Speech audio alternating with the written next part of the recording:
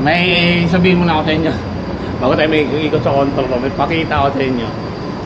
So, yung kalendar namin.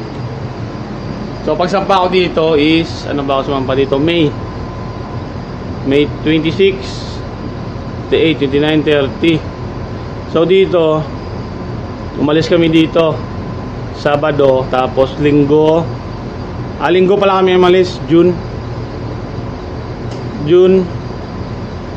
Dito ako umalis, tapos 2 wala kaming pasok, 3 wala kaming pasok yung trabaho namin. Ito 4 kahapon. Ngayon Biyernes holiday naman, Sabado holiday, Linggo wala din pasok. So yung kagandahan dito mga sir is dito sa October. Okay yung October mga sir.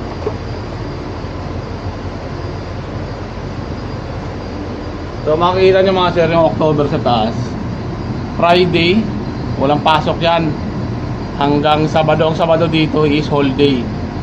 3, 4, 5, 6, 7, 8, 9. Grabe yung holiday dito. Isang linggong holiday mga sir. Let's go. Sa October yun. So kailangan natin magmadali. Mag-sounding ako. Reading kasi kukuha pa ako ng stupa. So wag na akong magsasalita. Magre-reading naman ako. Wala na ako i-explain dito sa inyo eh. Ang trabaho ng oiler dito sa Korean is reading lang, tapos magsusulat sa logbook.